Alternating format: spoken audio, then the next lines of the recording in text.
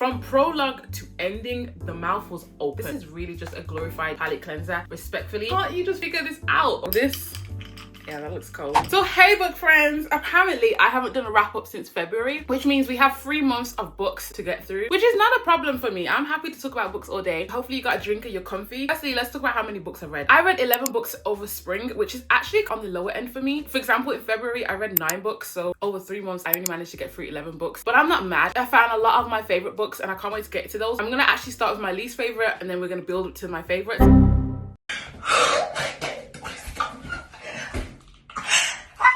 My storage message just popped up. Hopefully the angle hasn't changed too much, but let's get into this now. And by the way, if you see me looking down here, I have my notes on my laptop here because like I'm trying to make sure I don't just yap too much. So I'm gonna start with my least favorite book of the month, and that was Love Hypothesis. This one unfortunately didn't do it for me. I think it was because everyone had hyped this story up so much, and I don't have a problem with hype. I just feel like people made it sound like it was gonna like alter my DNA or something. I would say at minimum it's just a very good palate cleanser. It's rom-com, it's cutesy, it's like fun read. I wouldn't even say it goes as far as like saying it's funny. It's more silly and just literally rom-com, cozy, comfy. That's what this book is. And I feel like it was overly sold, but just in case you don't know what it follows a PhD student who kisses her professor and she basically ends up catching feelings. They both end up catching feelings and you follow their whole situation. Am I deep in it too much? Did she just kiss somebody without consent, and then when they were upset about it she tried to be like, look, can we just forget about it? Like if this was the other way around, I think we would be calling the whoop whoops right now. Literally just a fun cozy read.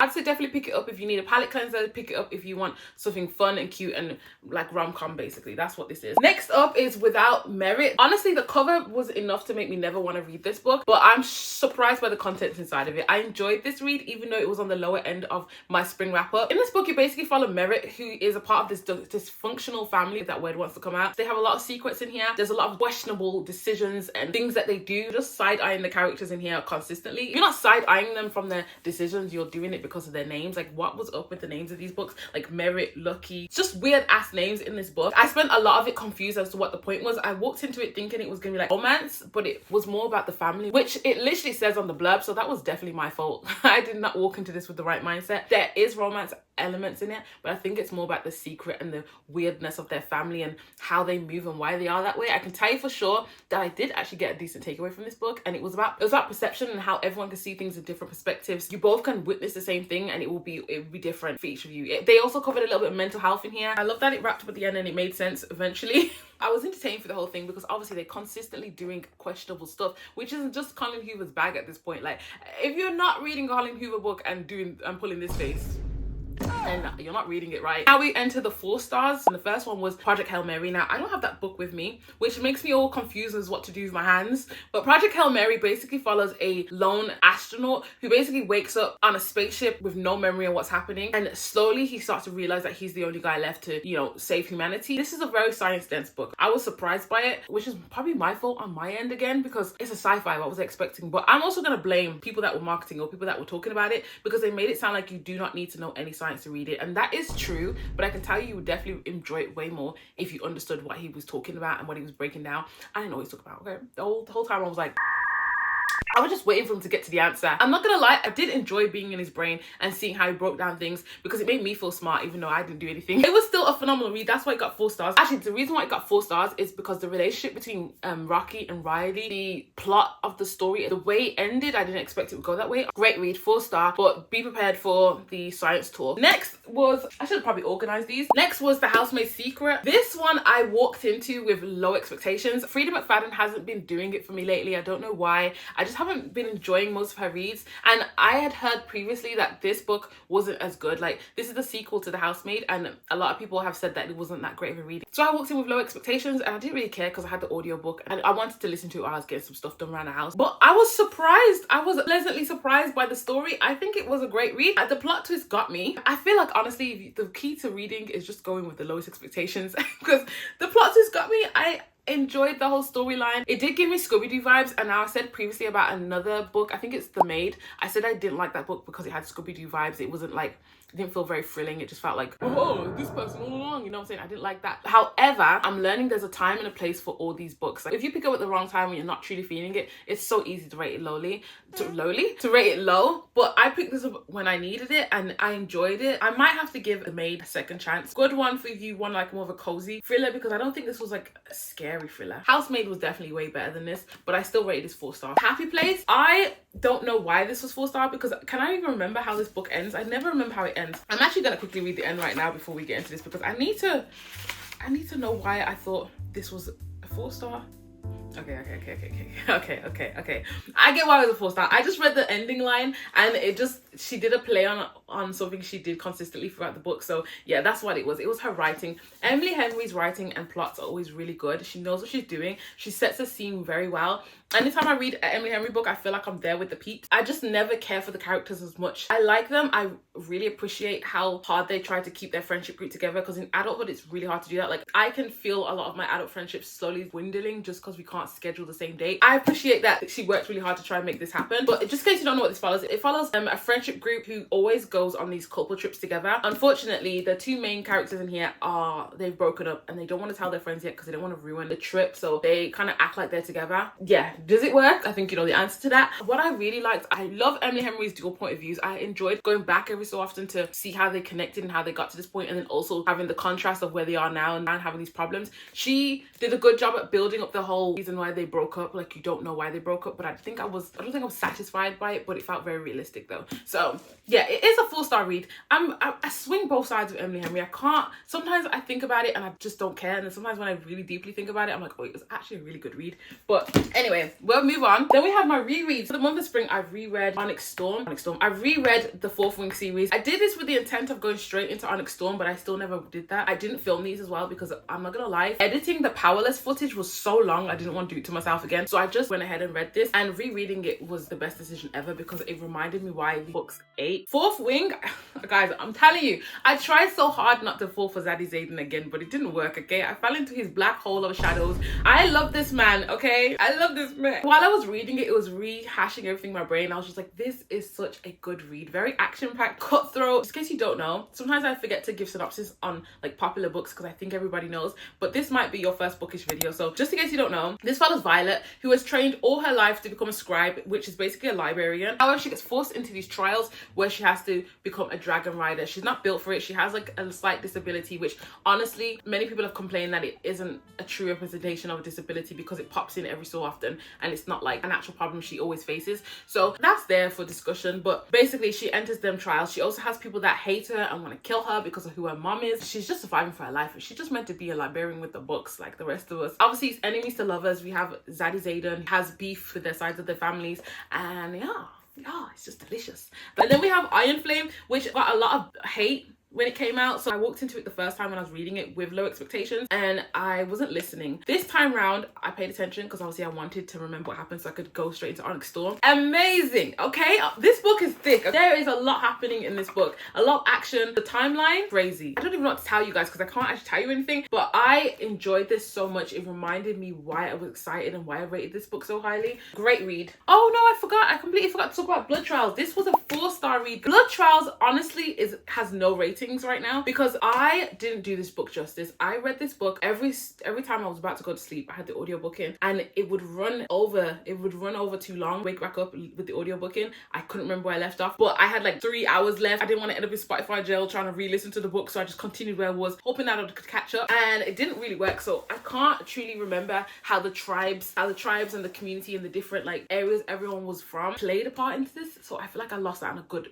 chunk of the story. However, I still feel like it's a 4-star. The parts that I read with my eyebulbs, amazing. If you love a powerful, confident female who's just badass, she can fight and she ain't afraid to fight. In fact, there's so much in her that wants to go for violence that she just to force herself to like chill. I love that it was a mixture between like sci-fi and fantasy because they had like biochips and stuff like that in there, but she also had different magic system in her and she couldn't let anyone know about it. There was politics, there was secrets, there was a bit of mystery in here. It was a good read, and I'm kind of annoyed at myself that I didn't pay enough attention to it because I feel like it would have been a 5-star read. And I will definitely be rereading this because obviously there's a second book. I don't even know why the ending was so impactful because I missed quite a good bit of the story in there. At least I feel like I did. Maybe it's just a 4-star and I'm like blaming it on the fact that I wasn't paying attention, but I truly feel like I've missed a big chunk of it because I feel like it would have hit me way harder. Definitely recommend that read. Based off everything I took away from it when I was focusing, it's a 4-star read, so I can only imagine the rest of the story that I missed. I have November 9. Now this one surprised me. Okay, this is a quick short Colin Hoover read, and should it be 4.5 stars? Probably not, but I don't know why this romance was so good to me. I don't know why I enjoyed it. It's cheesy, it's insta lovey, it's not realistic. Everything about it shouldn't be a 4.5 star, but did I give it a 4.5 star?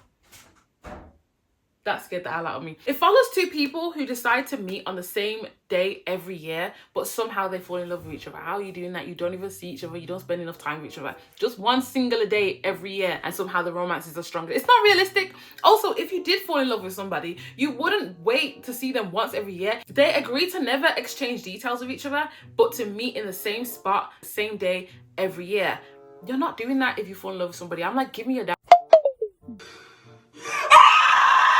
Oh, for fuck's sake. All right, my battery died, so I don't know where I left off, but they basically agree to meet each other on the same date every year at the same location. They don't exchange any details or anything. And I'm like, that's not realistic, okay? If me and you have a love connection and I think you're my husband, okay?